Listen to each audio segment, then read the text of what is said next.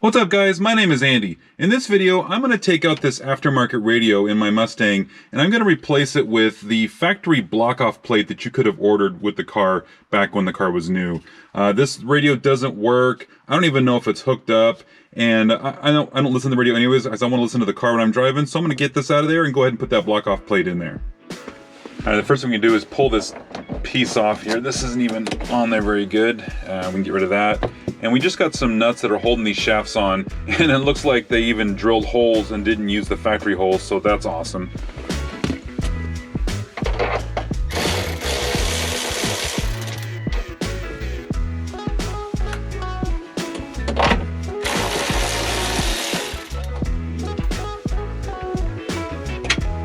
So this radio, we're just going to push it out the back, and we can just pick it up from back behind the dash.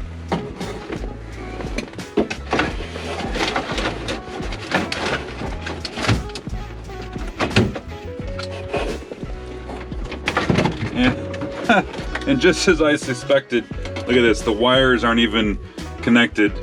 Oh, that's fantastic. No wonder it wasn't working, but that's okay. We got it out of there. That's good. That's what we wanted.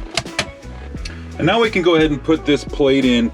And the way this is done, this is meant to use just the factory holes for the factory radio, but somebody cut this open larger for that radio, and I wish they wouldn't have done that because the radio's not even hooked up. But anyways, this is going to cover all that, so it shouldn't be a problem. And again, this does come with nuts that you can use to fasten it to, but I think this is going to sit in there tight enough that we don't even need to use those.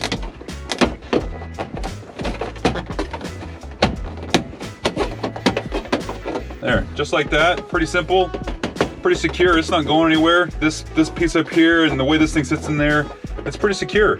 It's that's it. That's all it takes to get that radio out of there. So that's all it took, guys. You know, if you have a aftermarket radio, whether it's a shaft style like this or the regular DIN style, this plate should be able to sit up there and cover that hole. And you know, obviously your guys' radio, if you have one, is probably going to be hooked up, so just take a little more work to get that unconnected and out of the car. But I think this looks pretty good. This kind of looking back here, this is it. This is what it looks like with just that plate in there, which is great because I don't listen to the radio when I'm driving. I like to listen to the car and listen to the road, so this is perfect.